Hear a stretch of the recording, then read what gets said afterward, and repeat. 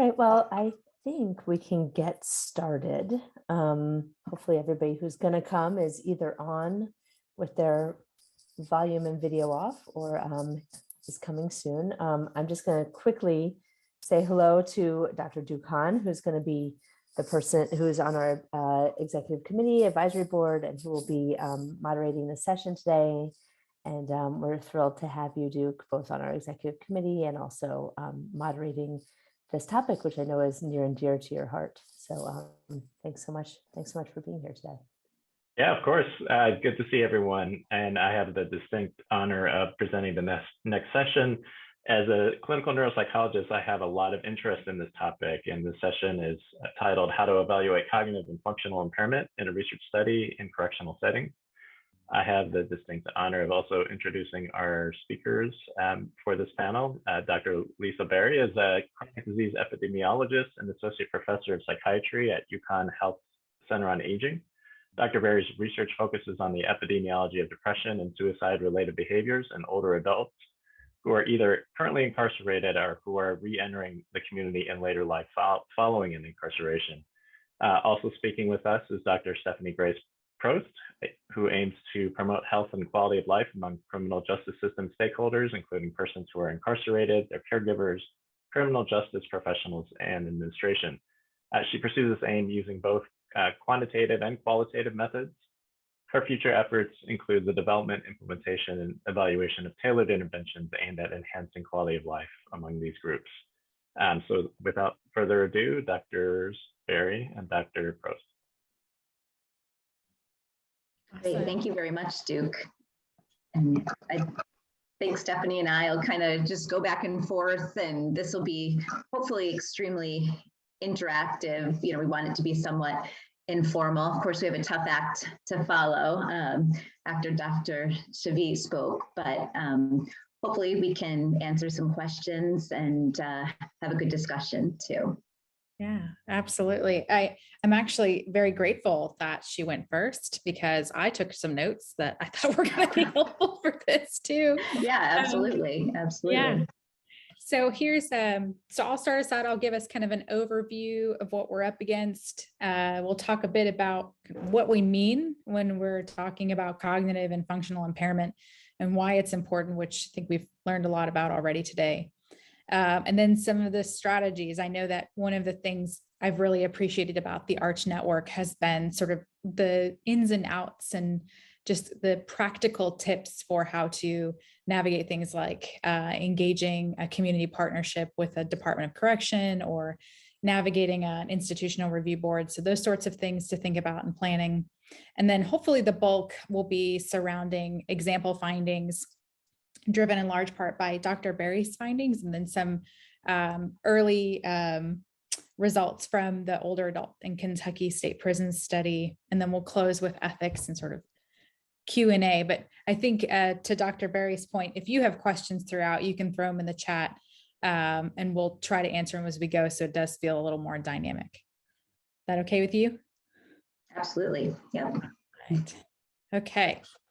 So in terms of sort of operationalization and conceptualization, when we talk about cognitive and functional impairment, it's really two pieces of a larger whole. So if you think about well-being or life quality and health broadly, these are just facets of that, but they are really integral in terms of meeting the needs of older adults in geriatric practice or in gerontological social work where we are. We know that these are really critical components of an individual's ability to live a healthful and safe life, whether they're in a correctional setting or back in the community.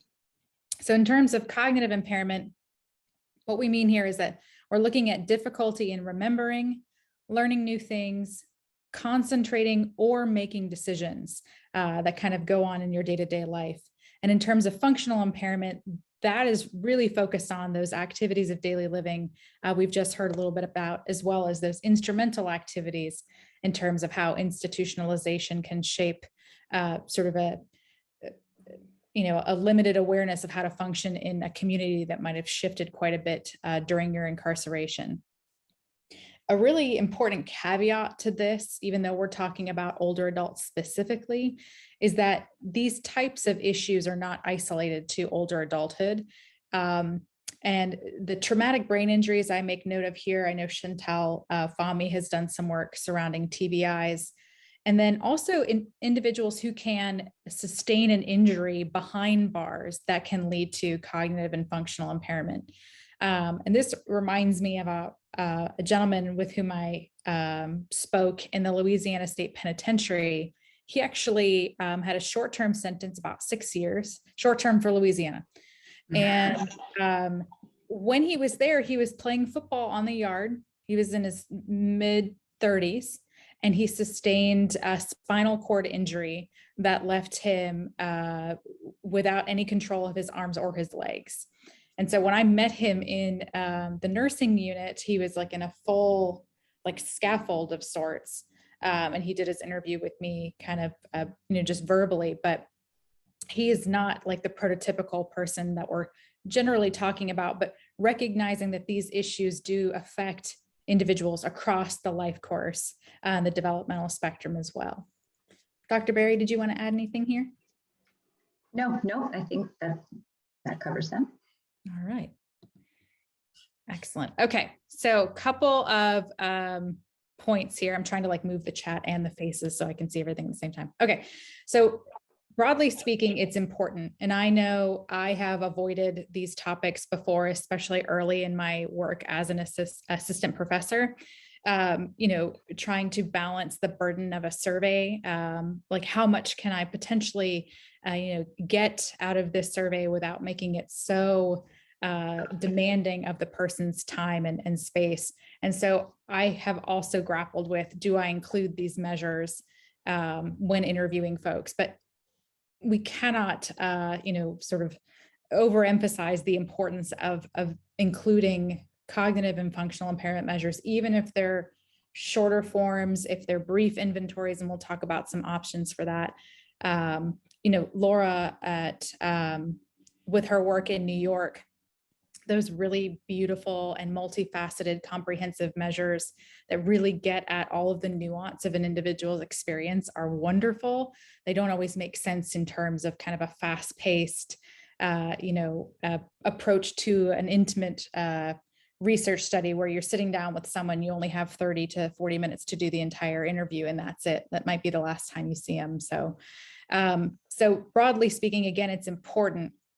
And the two pieces about research in the context of today's presentation, these are critical correlates of pretty much every construct that you will chart in your work with the population, both during the incarceration and on the back end post reentry. So we know that because of these intimate interrelationships between health and life quality and disablement, these are really, really important sort of antecedents as well as consequences of a lot of the issues that the particular population is facing. It also provides you important context for other measures, things like capturing pain, or when we're seeking to understand an individual's somatic experiences with post-traumatic stress, whether an individual also is dealing with cognitive impairment or functional impairment will provide a really important bookend for what that experience looks like in terms of self-report. Another key opportunity here, and we'll talk about this in terms of planning as well, is using cognitive and functional impairment measures as a source of triangulation.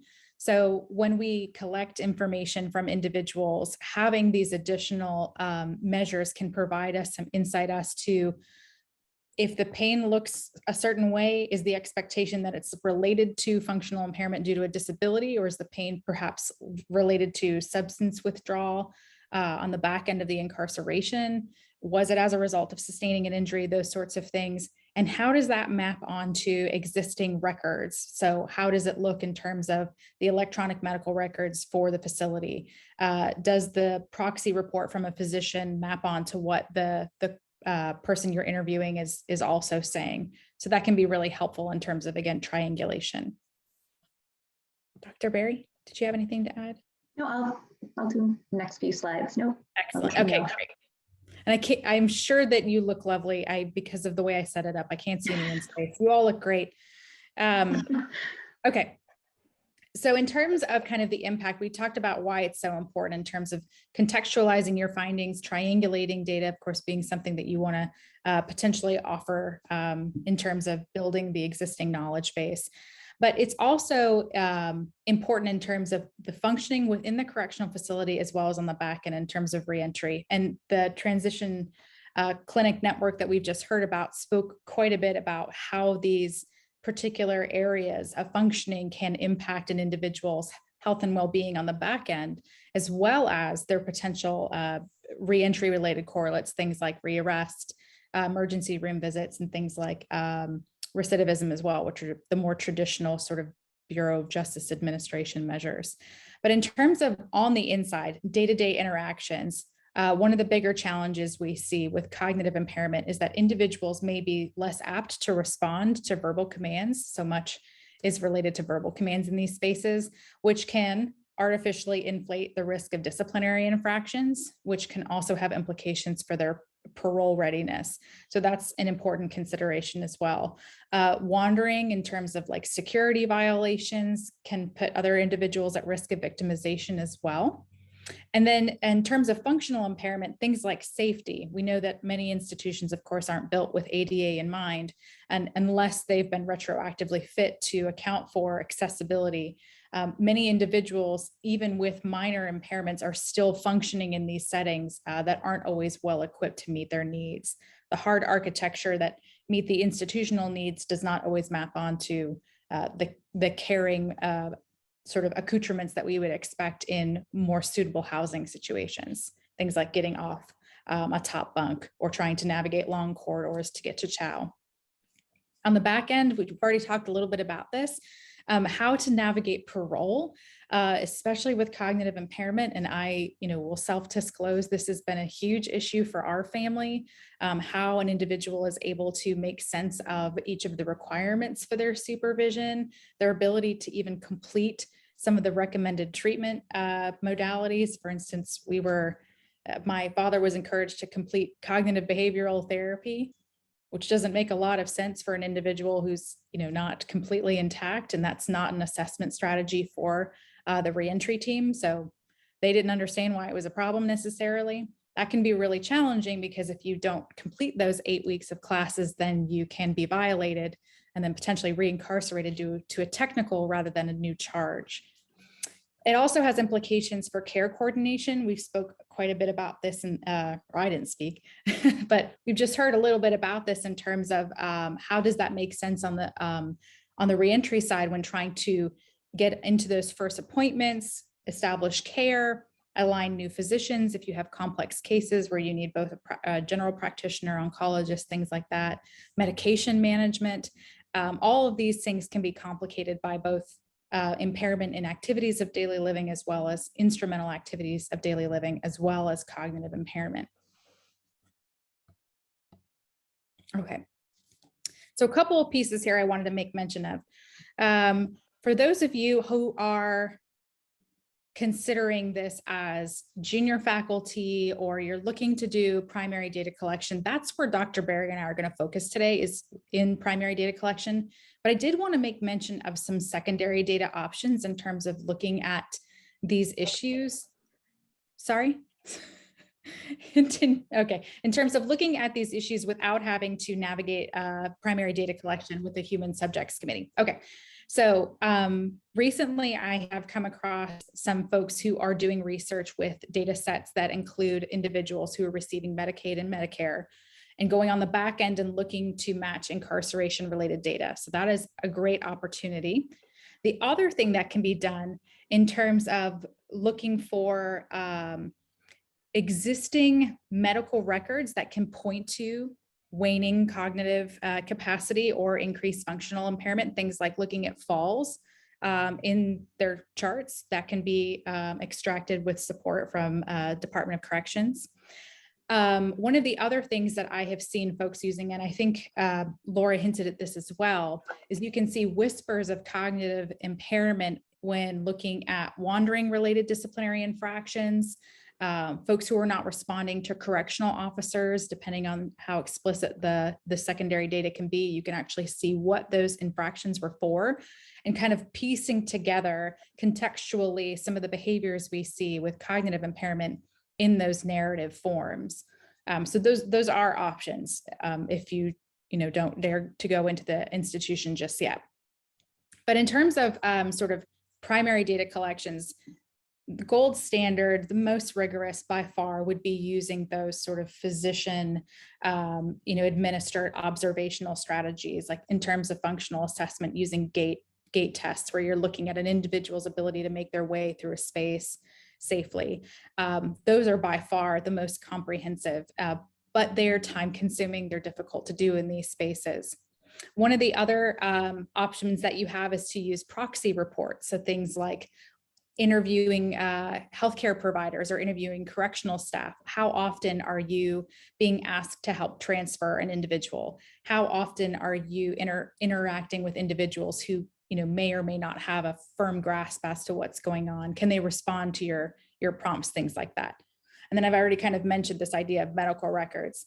Assuming that you are protecting the data in such a way that the individual's identifiers are removed, you can sift through diagnostics as well as inpatient and outpatient hospitalization records to find, again, kind of indications of functional and cognitive impairment without having to conduct an interview in these spaces.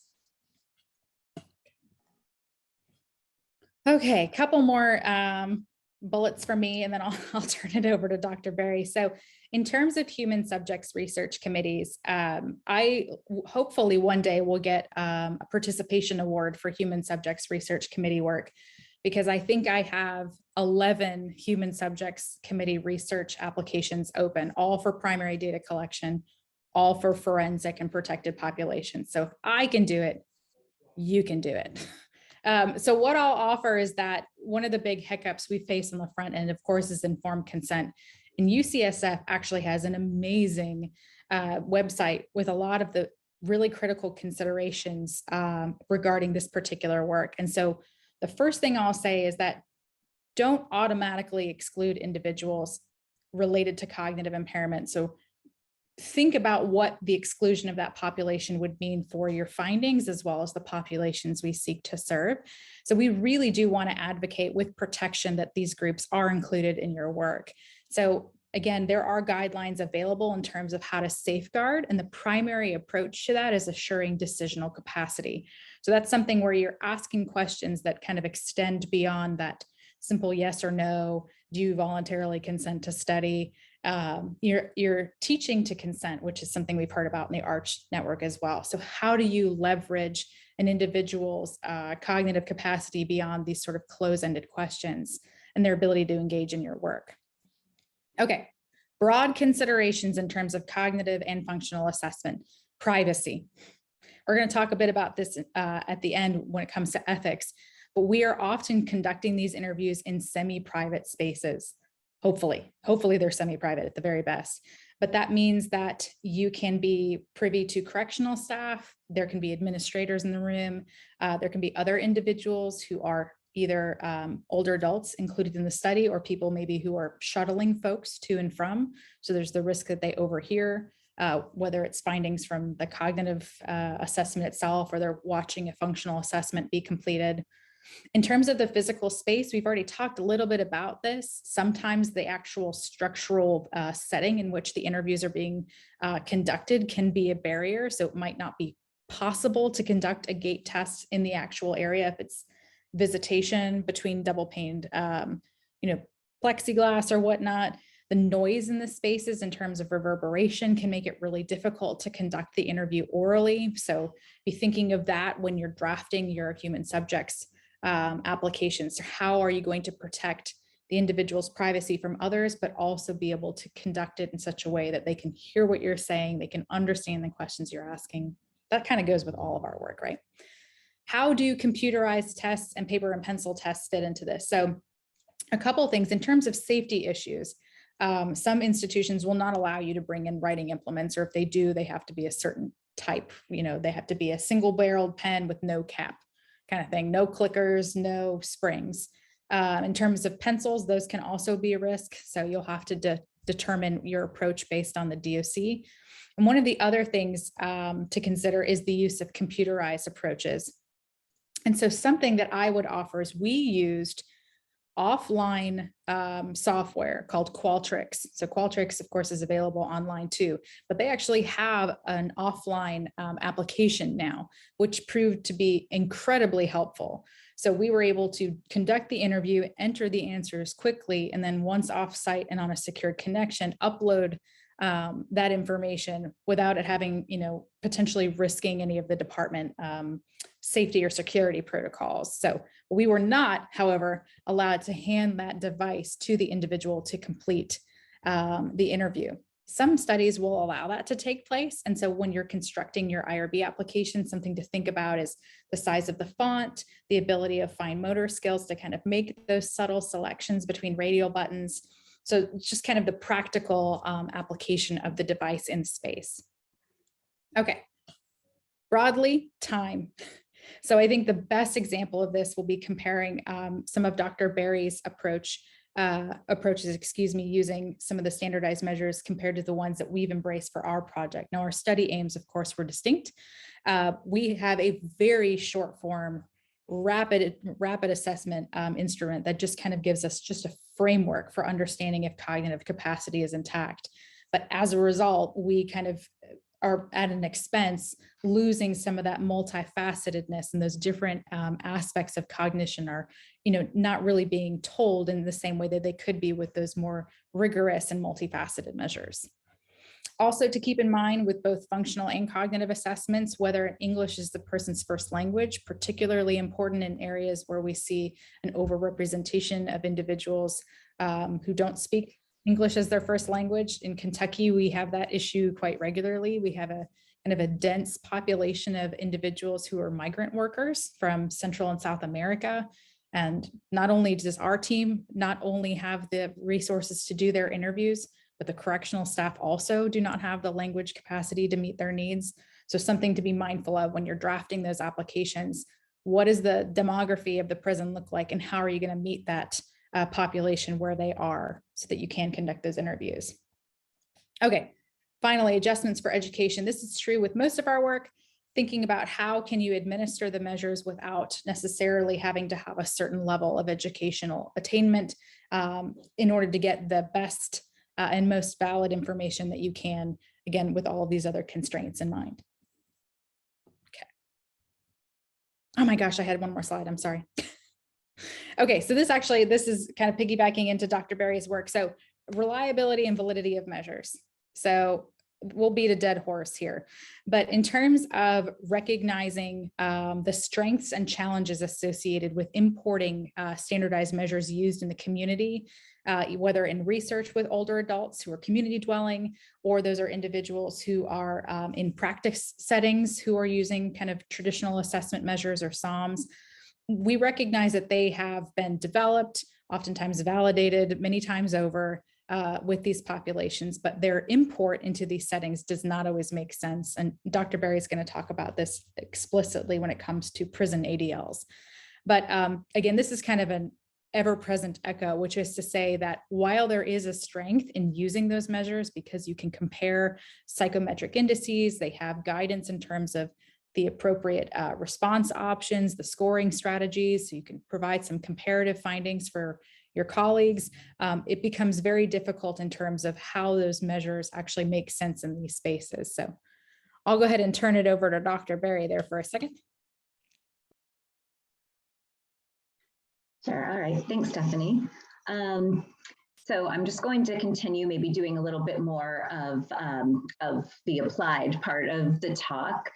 So as Stephanie was mentioning, and as we also started to talk about with Dr. Shabit, not all ADLs are appropriate in the prison setting. So we're pretty familiar in geriatrics with common basic activities of daily living and instrumental activities, such as being able to shop for oneself, plan meals and prepare meals, to be responsible for taking your medications in correct dosages at the correct time, and being able to travel independently, whether on public transportation or drive a car.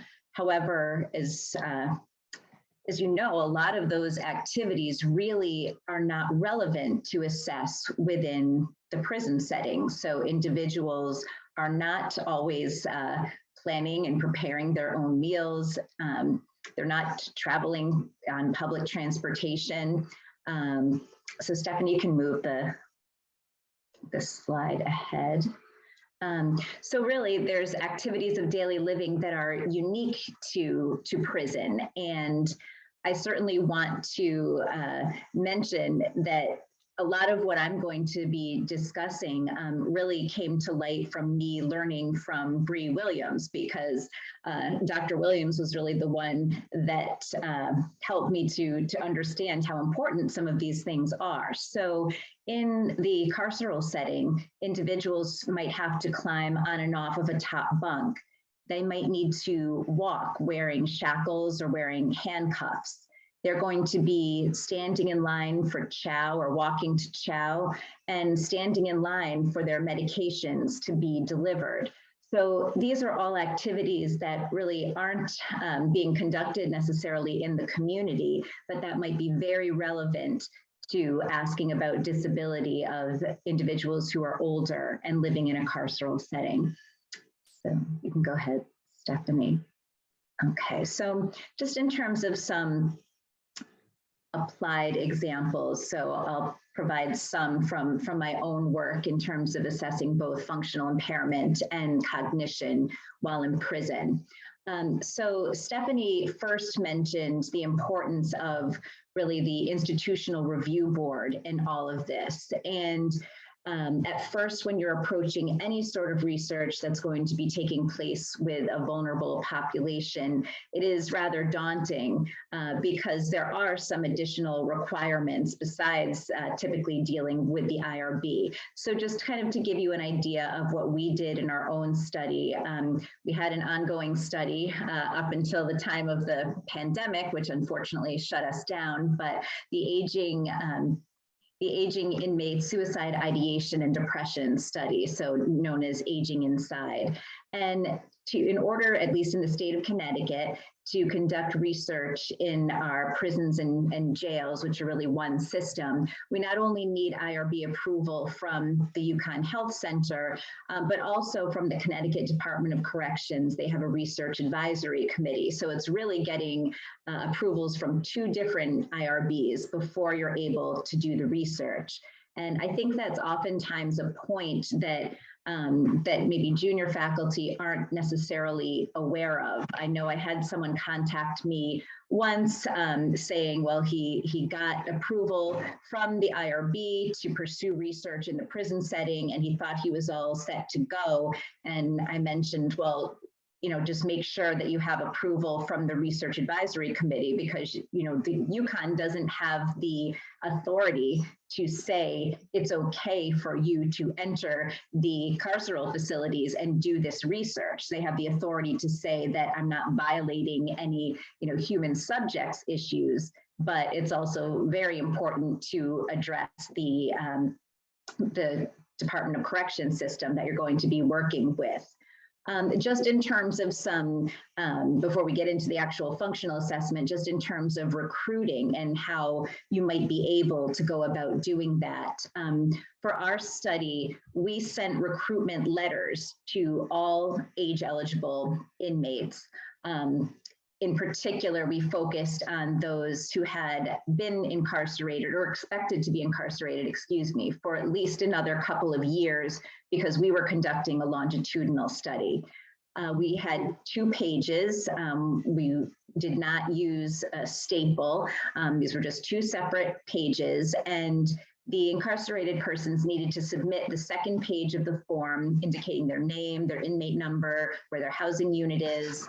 Then we had a research assistant that would go in and retrieve the completed form. So we were working with someone within the facility that was a contact who would be collecting the form. So at the various facilities that we were in, we had different contacts, so we had to set that up. We had to then submit forms, visitation forms to the facility visitation coordinator before we could go in and conduct any of the potential screening assessments. When the research assistant would get there, they would complete a visitation pass on the interview date, and then they were admitted to a facility waiting area after verifying their information. Then ultimately the inmate would be called from the housing unit, and that could oftentimes take quite a bit of time. Sometimes there were lockdowns, sometimes people, they weren't able to get them to the research assistant in a short amount of time. So you have to have your research assistants be pretty flexible in terms of when they can, how long they can be there to do the assessments. And then, as Stephanie mentioned, we're not always in a 100% private area. So eligibility screenings were often conducted in a professional visit area. So for example, an area where an attorney would possibly go to visit with their clients. Other times, though, you might be at a large table where you're not sitting directly next to someone else, but you're not in a room only with yourself and that individual. So just things to keep in mind as far as, how loud you're speaking, just being aware if others are around you. Yeah. Okay, so Stefan. Yeah. Okay, so in terms of the prison activities of daily living and PADL disability, in our research, we found that this is a very strong risk factor, in fact, for both depression and for suicidal ideation. So my recommendation, this is certainly an important measure to data to collect if you're doing some research on the inside. So we would ask individuals about those activities that I mentioned before, for instance, climbing on and off a top bunk or standing in line for meds. And those who reported that it was very difficult or that they couldn't do any of the 4 activities, they were nearly 4 times as likely to experience significant depressive symptoms, and their suicidal ideation scores were more than 7 points higher. And this was the case even after controlling for a number of factors such as demographics and how many years they were incarcerated, chronic medical conditions, whether or not they had previously attempted suicide, and whether or not they were receiving any medication or mental health treatment. Okay, so in terms of the PADL measure, in order to assess that, I should have mentioned that would be done via face-to-face interviews. So just asking individuals, do you have any difficulty conducting the following activities? However, just as we know in geriatric research, even outside the prison setting, there's different ways of assessing functional disability. So Stephanie mentioned you can do self-report, asking these individuals to tell you about their disability. However, you can also potentially utilize objective measures of physical function. Okay, you can go ahead, Stephanie. So in our Aging Inside study, we were able to use the short physical performance battery. So this is a standardized assessment that's used frequently in the gerontologic literature and epidemiologic studies of aging. It's a standardized assessment that assesses gait speed using a 4-meter walk at usual pace. Ask individuals to do chair rises, so rise from a chair several times without using their arms.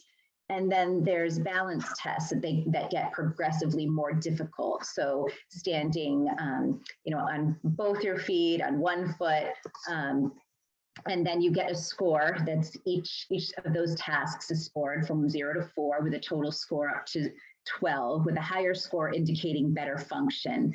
And obviously, if you're confined to a wheelchair, that's something that could not be administered. Oops, I see that's assessed or mentioned twice. But so we were able to conduct these objective measures of performance to see if we would kind of get similar findings related to depression and suicidal ideation.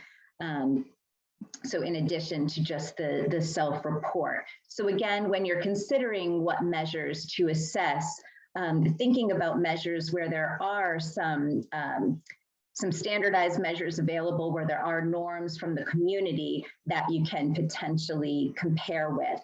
One thing, though, that we have run into with the short physical performance battery and perhaps even some other measures is that in prison, often we're looking at individuals who are age 50 or age 55 and older. So in numbers, kind of generally younger than a population that's typically considered to be elderly. So the short physical performance battery has norms, but these norms are developed really for individuals who are a bit older. So even though the incarcerated individuals on average, their SPPB norms are more akin to those who are at an older age, when it comes to comparisons, it's just something to consider that you can not always directly compare, you know, age 50 incarcerated to age 50 living in the community. So, okay. And this was just to kind of show you this in practice. Dr. Williams and I worked with a medical student recently, Amanda Lee. And so she used some data from the Aging Inside study and was looking at individuals who had been aging in place in prison. And of those individuals who had all been incarcerated for at least 25 years, there were some who were expected to be released and others who were not expected to be released or would likely spend the rest of their lives incarcerated. And here we had use the different measures of ADL functioning as well as the short physical performance battery, so both self-report and objective measures. Again, this sample was relatively small, so kind of thinking in terms of the p-values, but we did find that the number of basic activities of daily living that individuals struggled with was slightly higher in those who were not expected to be released. And similarly, they had a larger number of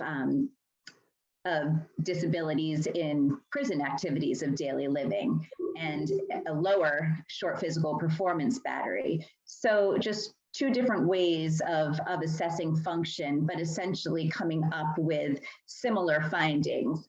That these individuals who aren't being expected to be released, even though they've all been incarcerated for a similar amount of time, just that lack of perhaps hope that they were going to be released seemed to have some impact on their physical function.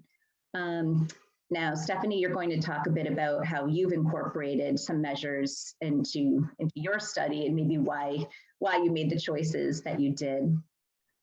Yes, absolutely. And enjoy this awkward photo. So our approach was very different. And as a junior faculty, I find this stuff to be really helpful. I don't know how much longer I can say that, but it's still very helpful to know how different people go about collecting primary data in these spaces. So our approach, rather than identifying folks on the front end and sending those personalized letters, which no doubt helps with response rates, we did 8-hour shifts face-to-face in these spaces for 8 months. So we would just show up at the institution and groups of individuals would be called out to a central space where the study broadly, including the aims, tasks, and risks and benefits would be described. And if individuals were interested in participating, they would kind of hold back. And a member of our research team would then sit down with them and go through the informed consent process. And then conduct the interview right there. So each time that we were with an individual, it was between an hour and an hour and a half per person for about 500 people over the course of a year. And, you know, it's actually funny when Dr. Berry was talking about the staples, like the approach that you're using, we have to modify a pilot award we've received from the Arch Network to do surveys that we're going to send in like that. And if any of you are wondering, they do make staple-free staples. It's a crimping device that punches a hole. I've just found this out. We are ordering them for our revised methodology. So our consent documents are 11 pages long. The University of Louisville requires a copy for the participant, a copy for the research team. The Department of Corrections requires a copy, and then the Department of Corrections also has their own consent document. So it is 11 pages in consent documents only, not including the survey. So something to be thinking about in terms of printing and mailing and shipping and whatnot. But if you do need to affix those documents together, certainly include like a survey number at the bottom, not a DOC number, but a survey number to track those documents. And as a secondary support, look for those paper affixers that are staple free. So I just learned about that. We also had to navigate kind of a twofold human subjects approach. And one of the things I wanted to piggyback on Dr. Berry's comment was it's very iterative. And I don't know if that's kind of something you know until you're in the throes of it. What I will offer is that we first conceptualized the aims and began discussing this with members of the Department of Corrections. And after that, we brought it to the Human Subjects Committee. We needed to know on the front end what they were even going to allow us to ask. Our study aims were more about identifying life quality and the relationships to health. And so we had a lot of measures that asked some pretty sensitive questions, adverse childhood experiences, things like that. And so we got their blessing first, then went to the Human Subjects Committee and kind of went back and forth until we had a final data collection instrument and approval from both parties. So this is our research team in the swagger wagon. You can't quite see everybody in there. There's 11 of us total. Not everybody's in the picture there. And this is on our way from Louisville, Kentucky to Eddyville, Kentucky, to the Kentucky State Penitentiary, which was built in 1886. It is called the Castle on the Cumberland for a reason. So for those of you who don't have anything to do, you might want to Google what that thing looks like. So we conducted in-depth interviews And there. Stephanie, I'm just going to interrupt you for 1 minute because I yeah. know that there are a bunch of people with questions. So maybe like 2 more minutes and then we can open for questions. Absolutely. Yeah. So just in terms of the actual institutional approach, we did not do it in such a way that we identified folks in the front end. We showed up at the institution, the study was described, and folks were able to opt into participating. Okay. So I don't have the statistics for the functional impairment here, but I do have a visualization so you can see how men and women, as well as individuals, trans individuals, identify their functional abilities across physical, role, social, and mental health functioning. We use the medical outcome study short form. So you can kind of see those here by gender. This was presented to the Kentucky Department of Corrections last year. And here is the same sort of visualization. I apologize, it's kind of small, for physical, role, social, and mental health functioning by race. And we have a very large population of American Indian, Indigenous populations here, as well as Asian and Pacific Islanders as well in Kentucky. Okay, in terms of cognitive impairment, I'll go ahead and flip over really quickly to Dr. Berry.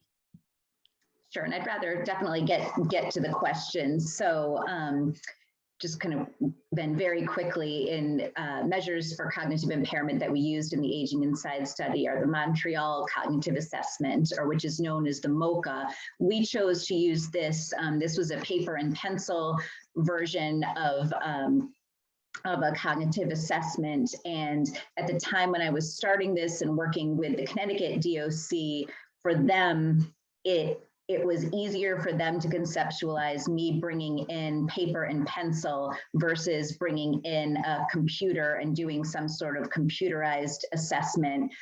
So we stuck with the MoCA. Again, Dr. Williams has used the MoCA in the past. And so when I was first getting started, I felt like that was very important to have data that we could potentially compare with.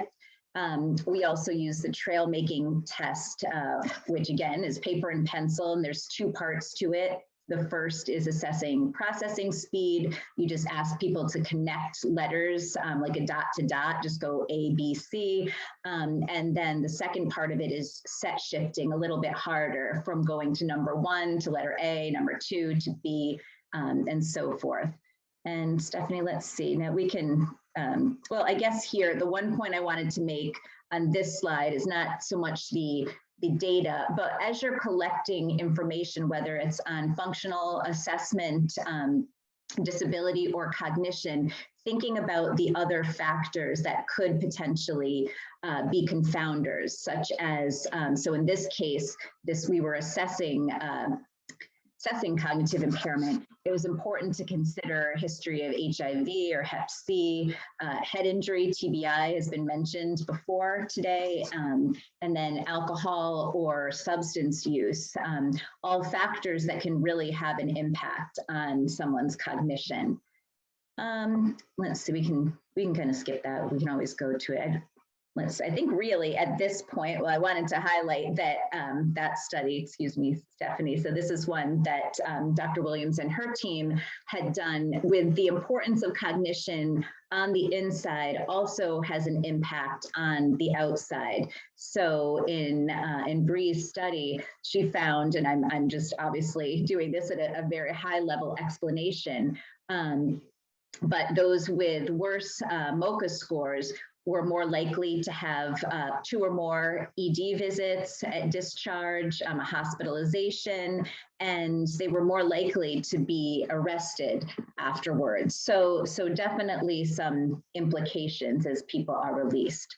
So do you want to move to the questions, Stephanie? I think it would be important to give people. Yeah, absolutely. I can talk about my stuff whenever if folks want to reach to us, but exactly. Let's go ahead and shift to Q&A. Sure. So I see. So Bree is asking, has anyone had a successful approach to informant interviews, especially when assessing for FTD in carceral settings, so frontotemporal dementia? So I think, you know, one thing that is a real challenge, and this is not just in the carceral setting, but I guess, you know, research in the community, is if you're conducting cognitive assessments or conducting any research, the individuals that are going to participate are obviously at a bit of a higher level to start, because for instance, in our study, they had to be able to read the recruitment letter, they had to be able to have the executive functioning to fill out that second page and follow those directions. So we clearly are not getting a true indication of you know, who might be cognitively impaired, because we're missing the individuals that are the most cognitively impaired. I think it also, so we, in our work, we haven't assessed specifically for type of dementia, or, you know, and we're not doing a diagnostic assessment, of course. This is more of a cognitive screener. As Bree knows, though, we are doing some work using medical claims data where we can take a look perhaps at whether or not individuals had frontotemporal dementia either before they were incarcerated or later on after incarceration. If I could offer one kind of comment there too. I've tried in several manuscripts to offer feedback about the usefulness of folks who are in peer caregiving capacity, who are functioning in a peer caregiving capacity, like in terms of how do we capture the information that they're providing to formalized care teams? Can their insights be meaningful contributions to IDTs? And I've gotten a lot of very negative feedback. I even had to fight a rejection in a journal about it. So in terms of folks who are incarcerated providing feedback, I don't know if that's going to be well accepted in terms of many accrediting bodies do not allow folks to provide feedback to formalized care teams. But it was something I would really love to see. Like, these folks have an obvious expertise. Like, why not have their insights, their proxy feedback as certainly a form of triangulation, that they shouldn't necessarily stand instead of the respondent, but to have parallel pieces of insight in a dyadic approach. That's what we should really be looking at, is like, how well do the patients and those caregivers align in terms of their responses. It looks like there was a comment from Duke regarding there is an oral version of the MoCA if pens and pencils are an issue. Yeah, and that's something that I just wanted to offer in case it's helpful. But I have lots of other questions and really great set of talks, actually, and I don't want to take up everyone's time. But if anyone else has any questions, please feel free to write it in the chat so that we can get to it. But otherwise, I'll just shoot away if that's okay. Yeah. I was really fascinated. It's always great to hear how I actually appreciate hearing the nuts and bolts, like how you set things up through IRB and coordinated with outside, committees, and what your data collection procedures are. It really struck me that, particularly in an incarcerated setting, you might have to deal with things like sensory issues, right? Just hearing and vision, and how often that was an issue for you and what you did about it.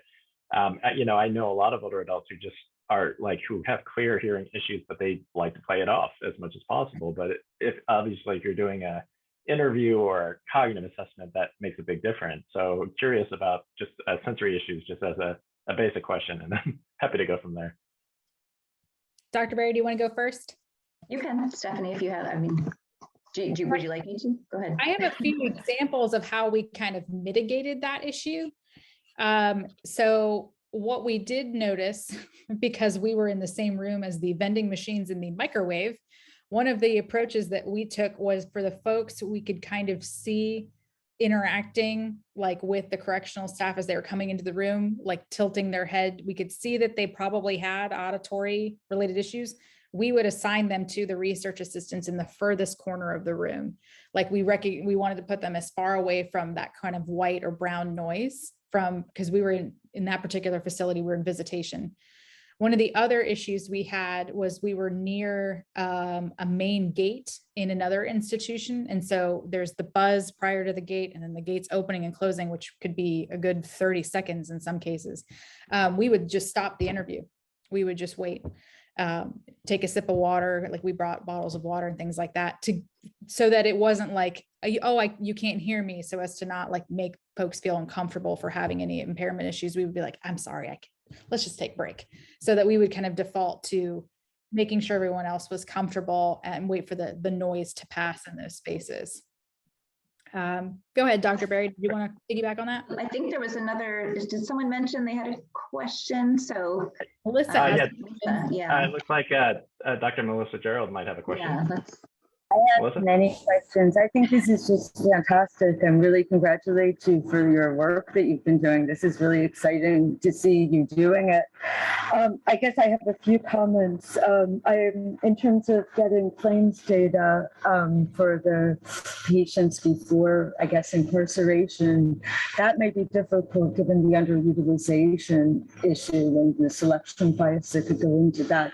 That would be then further biased down, once incarcerated. And so that's one thing just to keep in mind. And also, as Dr. Hahn would say, dementia diagnoses can be very non-specific in terms of the coding. And I guess that brings me to the other issue in terms of the different subtypes. As Dr. Williams mentioned with FTDs, that's, I'm going to tap into that for a sec. That has different kind of behavioral and psychological types of symptoms that may overlap with other kind of psychological types of issues. There are maybe more, I guess, if I say non-pathological, that wouldn't be related to the dementia, shall we say. And so that's going to be difficult to tease out that psychological sequela and the behavioral sequela. And finally, in terms of the sensory, I just love how careful you all are right now. I mean, I really, really appreciate that, your understanding of why that would be so important. But I want to bring up also that what may not be known to you is that there are hearing connections to dementia as well. And so there are associations that have been difficult to tease out, where people who are hearing impaired are at higher risk for dementia. And then dementia, of course, deals with hearing impairment and independently, maybe, and also attention. And so attention can be mistaken for a hearing impairment where they're not paying attention necessarily. So teasing out all of those different things And the MOOC is not going to be able to distinguish between like any of that, just to let you know. Right. But Oh, what absolutely you've done not. already is such a huge leap, and it's wonderful. So yeah, congratulations, both of you. It's terrific. Great, thanks. Thanks, Melissa. So we're running about time, I believe. So I thank you again, Dr. Berry, Dr. Prost. This was amazing, really amazing work. You should be applauded. So thank you. You're welcome. And if anyone has any questions, always happy to speak with people or answer email. So feel free to contact me. Thank you so much to both of you. Outstanding presentation. It's just extraordinary that both of you have done this work and have so many overlapping measures so that we can compare your cohorts. It's really like a dream for us to continue seeing these types of cohorts kind of emerging across the nation and in different places of detention so that we can continue building more of a national data set that makes sense. To understand the health and healthcare needs of this population. I really feel like added to our third-year goals should be a dementia cognitive impairment task force. Informant interviews for adjudication of difficult cases would be really, really important, especially in FTD, as Melissa said, to tease out kind of behavioral health and mental health and cognitive health.